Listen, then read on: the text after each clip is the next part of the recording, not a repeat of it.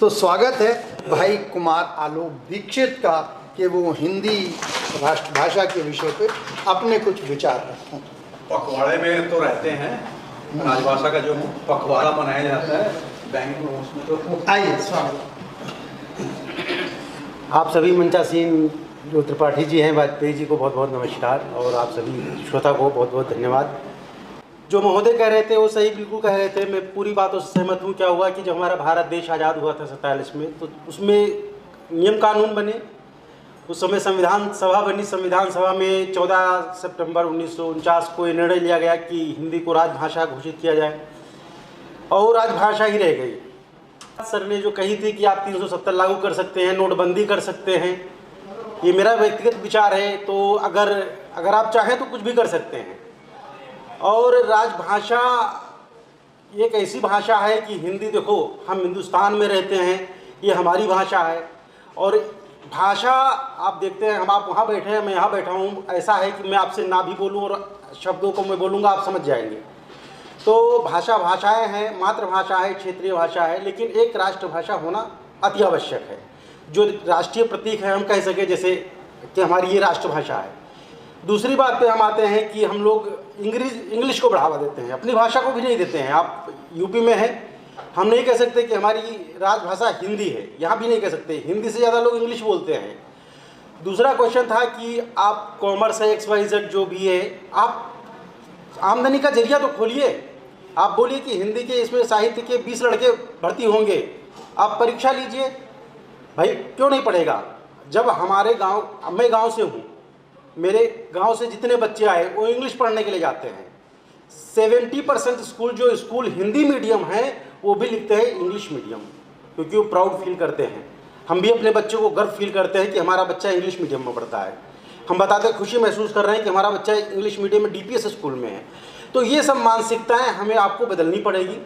और जब माँ सरस्वती की इच्छा होती है तो हम बताएं, नहीं, हिंदी ऐसी भाषा है कि आप देखिए तुलसीदास बाबा ने कब लिखी थी रचनाएं, आज नहीं, सदियों पहले लिखी होगी वो रचनाएं। आज भी हम लोग गाते हैं, गुनगुनाते हैं, और हम आप एक लाइन नहीं लिख पाते हैं। देखिए कितनी ग्रंथावली और कितनी पुस्तकें लोग लिख देते थे। तो ऐसा नहीं है।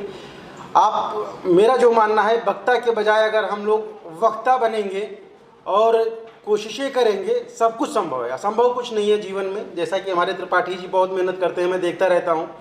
मैं वैसे ज़्यादा सर से नहीं, लेकिन फेसबुक से जुड़ा हुआ हूँ, तो मैं देखता रहता हूँ, बहुत प्रयास करते हैं। हर चीज़ें होती हैं, शुरुआत हमेशा कोई भी चीज़ होती है ज़ीरो से होती है, और ज़ीरो कोई भी चीज़ होगी। बच्चा चलना भी शुरू करता है तो पहले पैदा होता है, फिर खेलता है, खिलखिलाता है, फिर बड़ा होता है।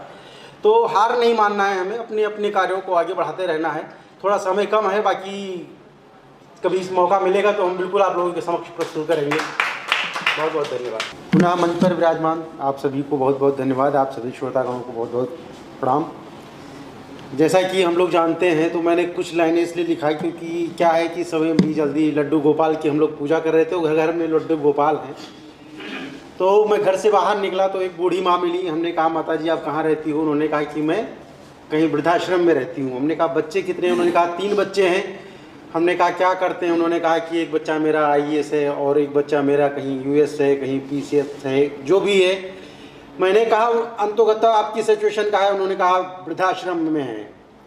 उससे आउटपुट क्या निकाला मैंने? बस यही निकाला कि आज जिस तरह माँ को ये फख्र हो रहा है कि मेरे 3 बच्चे थे, तीनों अच्छी पोजीशन पे हैं, क्या 3 बच्चों से जब कोई पूछता होगा तो वो उनको भी फख्र होगा कि मेरी माँ वृद्धाश्रम में है। क्या बात, क्या बात, बहुत बढ़िया, बहुत खूब भैया, बहुत खूब। तो मैंने माँ से पूछा कि फिर आप क्या करती हैं? उन्होंने कहा ये मेरी संवेदनाएं हैं, ऐसा कुछ नहीं है कि घटना सही में घटी है। नहीं, बहुत सुंदर। तो उन्होंने कहा कि मैं लड्डू गोपाल के साथ में अपना पूरा समय व्यतीत करती हूँ। फिर उसी पे मैंने कुछ लिखा। उन्होंने लिखा कि पुत्र मोह में खूब, पुत्र क्षोभ में खूब जली, मेरे तन मन में है आग लगी, तुम बन जाओ मेरे लाल, हे लड्डू गोपाल। बहुत सुंदर। वन वन फिरती मारी मारी, ये तन तुम पर मैंने वारी, आ जाओ बन कृष्ण मुरारी, हे लड्डू गोपाल। कब से मैं तेरा आस्तक हूँ, मिलना चाहूँ मिल न सकूँ, मेरी अखियाँ हो गई लाल, हे लड्डू गोपाल। अब ये बहुत बड़ा है, अब मैं अगर उसको कहूँगा तो दूसरा नहीं कह पाऊंगा, हमारे पास तो भंडार है। क्या है कि अभी नए नए कवि बने हैं तो हम दिन में 4-4 5-5 लिख देते हैं, जो सत्य है। तो एक आध और है, इसको मैं छोड़ दूंगा यहीं पर। बाकी आप अगर चाहेंगे तो यूट्यूब पे मेरा खुद का चैनल है आलोकित पथ, उस पर भी आप देख सकते हैं। स्वागत। अगला दूसरा लाइन है इसमें, दूसरा मतलब दूसरी कविता पे ही चलते हैं। कुछ एक प्रेमी है, प्रेमिका से मुलाकात की घड़ी आती है तो क्या कहता है, हे घड़ी, हे घड़ी, एक घड़ी और रुक जा, मुलाकात अभी बाकी है, अभी तो कुछ बात हुई है, पूरी बात अभी बाकी है। बाकी है। गले ही सिर्फ मिले हैं, दिल में जज्बात अभी बाकी है, और प्राण है निकल गया लेकिन सांस अभी बाकी है। अच्छा जी। हे घड़ी घंटा बन जा।